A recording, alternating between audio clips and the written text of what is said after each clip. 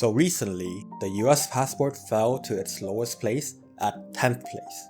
And it's not only the US passport, but other Western countries like Canada or the UK fell as well. Even though they're doing slightly better than the American passport, but none of them are actually in the top 5, which is surprising because do you remember the last time the Canadian, American, and the British passport ranked number 1, number 2, number 3? Well, that time was like 10 years ago. This year, the Singaporean passport actually ranks number 1 in the entire world, followed by the Japanese and the South Korean passport, both tied at 2nd place. It means these countries can travel to more destinations than their Western counterparts. But it's more than just about ranking. It's more than just about a number. It's about a change, a shift in policies, in international relations, in political friendliness that led to this point. So in this video, we'll be taking a look at what makes a passport powerful, why Western passports have fallen so much,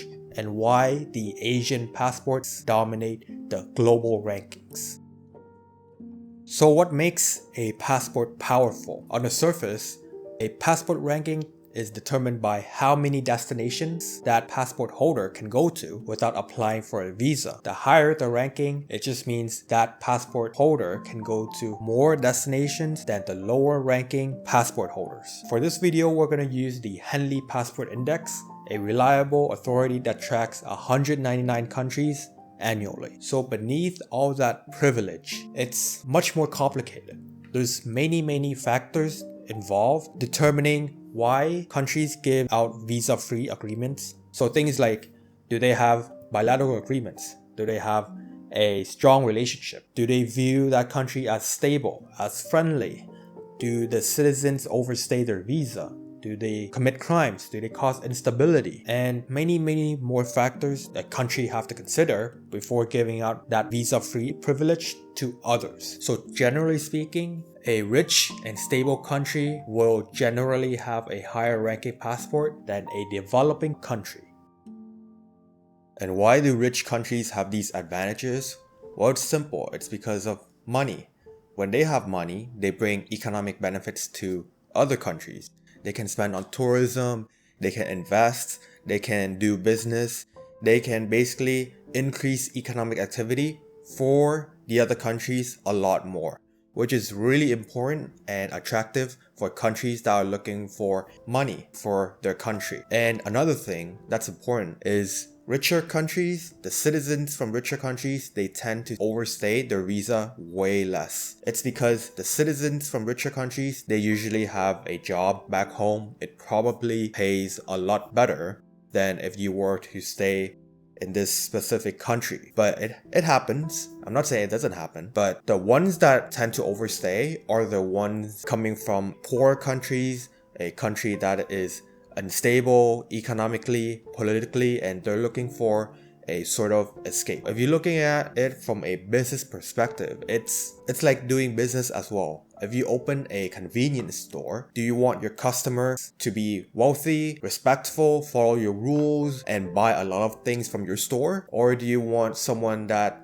doesn't have a lot of spending power? They go into your store and start causing trouble, maybe sleep overnight, or cause damage to your items, your products, or hurt your employees, things like that. It's similar with the visa-free policies. But the visa-free policies usually start from a country or a group of countries agreeing on who gets visa-free access to their own country. Usually, if I give you visa-free access to your citizens, you should be giving visa-free access to my citizens as well.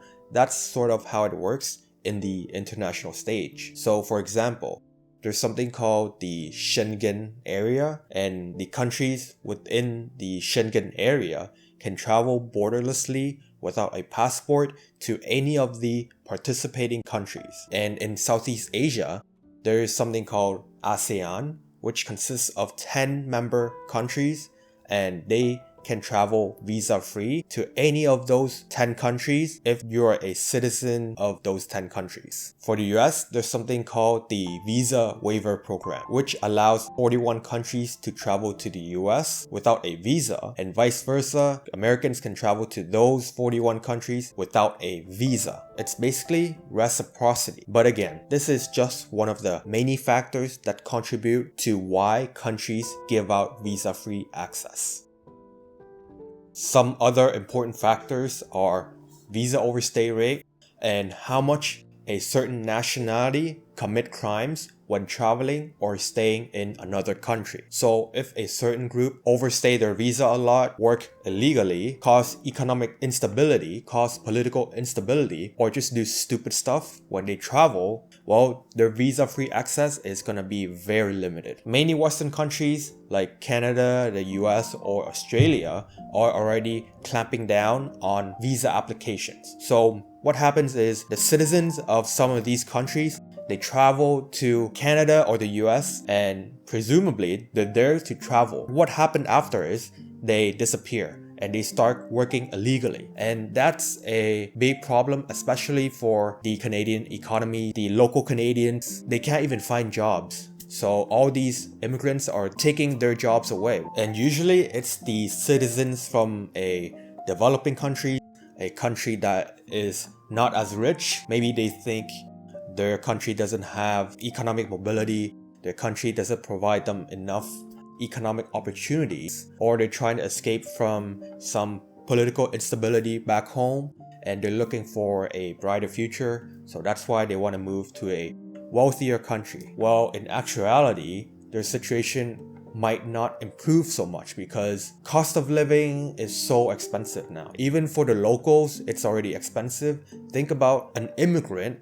They're traveling there with nothing. They're trying to find work. They're competing against locals and other immigrants. Well, it's not going to be a good time for them. But that's harder to do nowadays since so many countries, especially Western countries, are clamping down visa-free travels and also applying for a visa. They're restricting on who and when they can get visa and how long they can stay. And it's pretty tough getting a visa to, let's say, Canada or the US just for traveling if you're a citizen from a third world country. There's a trend going on which many people might not notice is the world is becoming more unstable more than ever. Whether it's politically, socially, or economically, the world is very unstable right now. So if you're from one of these countries, many countries will restrict your visa. Let's take Venezuela. You probably might not hear it too much in the news, but the country is in crisis right now. The country is in economic crisis, in a social crisis, humanitarian crisis, and a migration crisis. There's lots of instability going on. There's hyperinflations.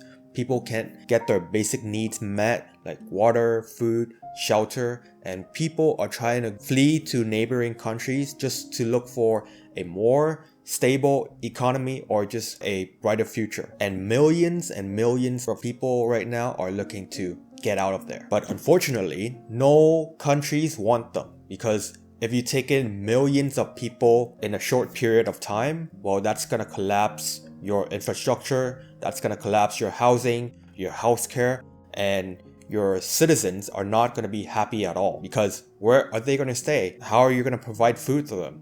Are they gonna work? What kind of job are they gonna do? Well, it's gonna collapse a whole country very easily. Some other factors, as I've said before, is international relations. If I'm a country and I see you as friendly, as someone that isn't hostile towards me, and your policies isn't attacking me or causing me trouble, I'm very likely gonna give your citizens visa-free access. It's basically a perceived friendliness, and it's hard to predict something like this because crisis and trouble and social instability, it can happen anytime. How you are perceived on the international stage can be affected by many things and it's very unpredictable. So let's take an example. Let's take Iran. They allow Malaysians to travel there 14 days without applying for a visa, whereas Americans would need to apply visa beforehand, and their travel movements are restricted when traveling in Iran. Why? It's simply because the two countries don't have friendly relations with each other. Not to mention, Iran is also currently sanctioned by the US. But at the end of the day, the authority that decides who gets visa-free access, which country gets visa-free access, is determined by the host country. Maybe it's the government, maybe it's the immigration department, maybe it's some authority in that country. It's the hosts that have power. So back to why Western passports fell so much. This case is special only to America. The Canadian and the British passport also fell, but they're still relatively strong. The American passport, this year, they fell 3 places, which is the second steepest drop just behind Venezuela. There's many reasons to this, but the main reason is probably politics and international friendliness. Well, in 2025, whether you're a friend of the United States or a foe of the United States, you get hostility treatment all the same. Things like international policies, sanctions, tariffs, economic policies, they are not exactly friendly. They're not friendly to pretty much everyone around the world. The constant narrative of America first is not helping. It creates a trend of inward-looking and isolating international policies, fueling nationalism and a sense of anti-immigrants and anti-foreigner stance. It's easy to understand why some countries would restrict American passports, American travelers, from entering their country. If you're gonna be unfriendly or hostile towards someone, well, they're gonna bite back and retaliate. It's not to say, once again, American passport is not strong, but it's more restricted than before. If you're an American traveler traveling around the world, well, you're gonna have to apply for more visas, incur more cost, and you're just gonna have to jump through more hoops compared to someone, let's say, Singaporean or Japanese. It was only 10 years ago that the Canadian, the American, and the British passport was in the top 1, top 2 place in the world. Now it's changed a lot. Americans now can travel to 182 destinations visa-free, whereas Canadians can travel to 184 and the British can travel to 186. Canada and the UK is doing slightly better in passport rankings, but the reason for their drop is mainly because other passports have gained strength by a lot in short amount of time. It doesn't mean Canadian and the British passport dropped, they got restricted access or whatever. It just means other passports are stronger. So now Asia takes the top place. The top 1 and the top 2 all belongs to Asian countries. In the first place is Singaporean, and the second belongs to the Japanese and the South Korean. So why are Asian passports so strong? Let's take Singapore for example. The country is very politically neutral, meaning it does not take sides and usually has a positive international standing with many countries. Or in other words, Singapore has friendly relationships with pretty much every country around the world. It also helps that the country is very rich, has low crime, and has visa-free agreements with many countries. This gives other countries confidence that Singaporeans have money to spend during travels, will not commit crimes, and will not overstay their allowed durations. As a result of that, the passport is the strongest in the world. I mean, it is more complicated, but generally speaking, if you bring money to another country, if you invest in another country, if you spend money in another country, and you're not hostile, you don't overstay your duration, and you don't cause instability, many countries are gonna like you and give you free access to their country for traveling or short duration. So what's the future gonna be like? Is there gonna be more Japanese, more Koreans, more Singaporeans traveling around the world? Well, not exactly. In Japan, only 17% of the population even have a passport. If the population is not even interested in having a passport, how are they even interested in traveling? With South Korea, they tend to travel more than their Japanese counterparts, but even then, they usually only travel around the Asia Pacific region, like China, Vietnam, Thailand, and usually in the Asian countries. What about the Western passports?